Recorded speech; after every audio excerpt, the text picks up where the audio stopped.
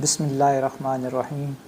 अस्सलातु वस्सलामु अला अशरफिल अंबिया वल मुरसलीन नबीना मुहम्मद व अला आलिहि व सहबिहि व अजमईन। अल्लाह ताला ने जो हमारे लिए रखा होता है वो हमें मिल के रहता है। अल्लाह ने जिस चीज़ से हमें नवाजना होता है अल्लाह ताला हमें उससे नवाज के छोड़ता है। ये हम पे होता है कि हम रास्ता कौन सा इख्तियार करते हैं। हम सही रास्ता इख्तियार करते हैं या हम गलत रास्ता इख्तियार करते हैं। ये अल्लाह ने हम पे छोड़ा है। ये अल्लाह ने इंसान को इख्तियार दिया है कि वो अच्छाई का रास्ता इख्तियार करता है या बुराई का रास्ता इख्तियार करता है। ये अल्लाह ताला ने इंसान को चॉइस दी है। मगर अल्लाह ने जो इंसान के लिए चीज़ रखी होती है अल्लाह ताला उसे टाइम पे उसे दे देता है।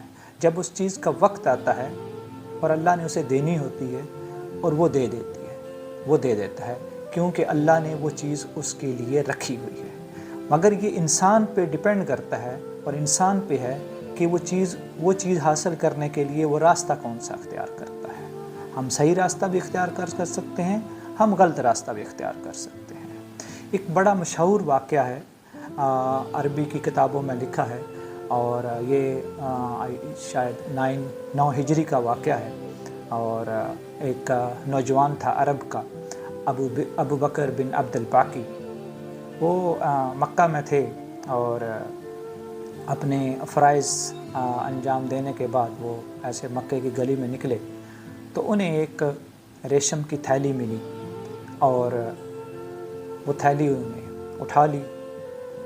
जब वो हरम की तरफ गए तो वहाँ पे एक शख्स 500 दिनार अपने हाथ में लेकर ऐलान कर रहा था कि मेरी एक थैली गुम हो गई है, अगर वो किसी शख्स को मिली वो मुझे दे दे तो मैं उसे 500 दिनार दे दूँगा। अबू बकर रहमतुल्लाह ताला कहते हैं कि मेरे पास जो सामान था वो ख़त्म हो चुका था और मेरे पास कोई और रुपया पैसा भी नहीं था और खाने पीने का जो सामान था वो भी ख़त्म हो चुका था। तो मैंने सोचा चलो ये अगर इस शख्स का पैकेट हुआ और ये थैली इस शख्स की अगर हुई तो मैं इसे दे के तो 500 दिनार ले लूँगा और मैं अपना खाना पीना जो है वो कर लूँगा। वो शख्स को बुलाते हैं और उसे ले के अपने कमरे में चले जाते हैं और उससे कहते हैं कि हाँ मुझे एक थैली मिली है मगर मेरे 3 सवाल हैं। शख्स ने कहा ठीक है कि मैं आपके सवालों का जवाब देता हूँ, अगर वो थैली मेरी हुई तो आप मुझे दे दीजिएगा। तो उन्होंने पहला सवाल ये किया अबू बकर रहमतुल्लाह अलैह ने कि वो थैली किस चीज़ की है, बनी हुई किस चीज़ की है। तो उन्होंने कहा वो थैली रेशम की है। दूसरा सवाल उनका था कि वो जिस धागे से बांधी गई है वो धागा कौन सा है। तो शख्स ने कहा कि वो भी रेशम का है। तीसरा सवाल था कि उसके अंदर क्या है। तो उसने कहा कि उसके अंदर एक हार है जो बड़ा कीमती है और उसके ऊपर 30 नग लगे हुए हैं, वो जो नगीने हैं वो 30 लगे हुए हैं। तो अबू बकर रहमतुल्लाह अलैह ने वो हार निकाला उस थैली से और गिने 1 2 3, तो वो पूरे 30 जो हैं वो नग लगे हुए थे।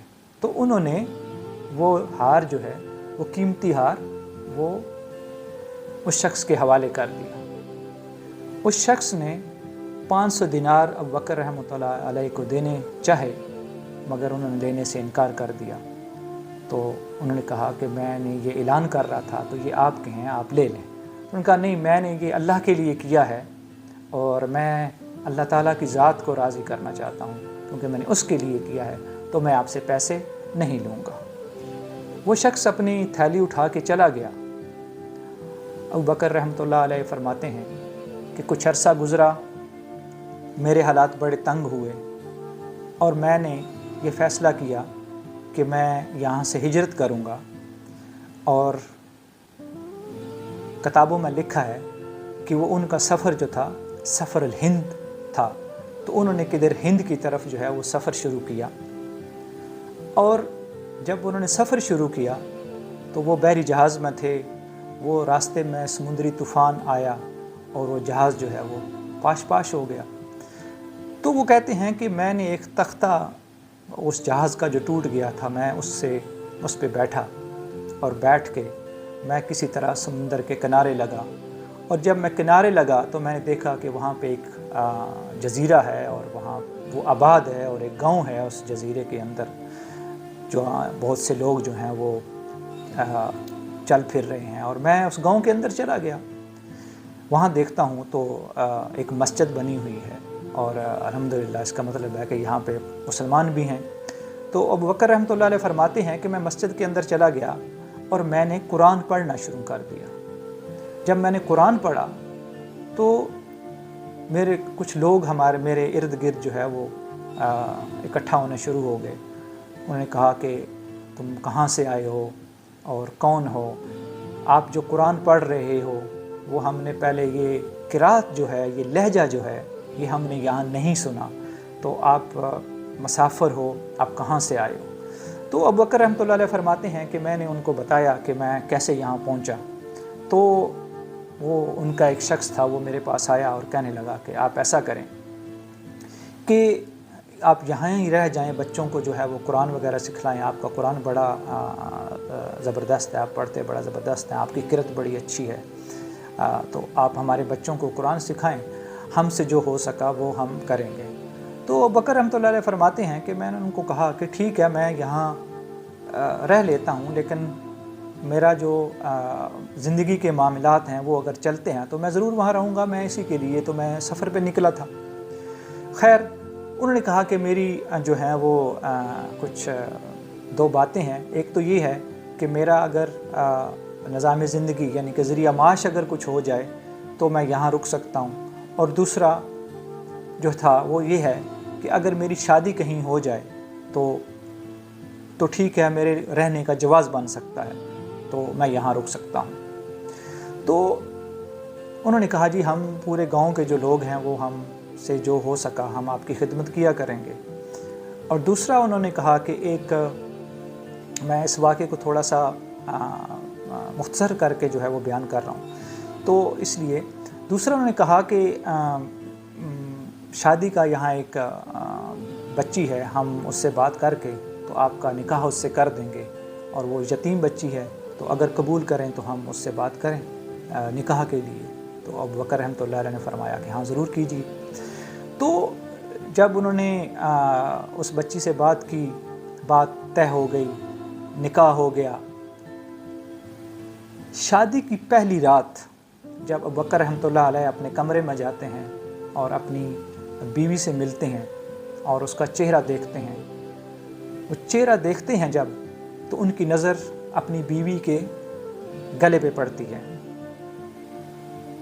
اور وہ اکا بکا رہ جاتے ہیں، وہ دھنگ رہ جاتے ہیں کہ وہ جو ہار انہوں نے اس شخص کو دیا تھا وہ بڑا پیارا اور بڑا قیمتی ہار تھا، وہ ان کی بیوی کے گلے میں ہے، مگر وہ پوچھتے نہیں ہیں شرم کے مارے کہ میں اگر پوچھوں گا تو یہ سوچے گی کہ یہ تو بڑا قیمتی ہار ہے، شاید اس کو لالچ آ گیا ہے، یا یہ کیوں اس کی قیمت پوچھ رہا ہے، تو وہ اپنی بیوی سے پوچھتے نہیں ہیں۔ دوسرے دن مسجد میں آتے ہیں، پریشان بیٹھے ہوتے ہیں، تو جو وہاں کے جو وہ لوگ ہوتے ہیں وہ پوچھتے ہیں کہ خیر ہو ابوبکر رحمۃ اللہ علیہ کہ آج کیوں پریشان ہیں؟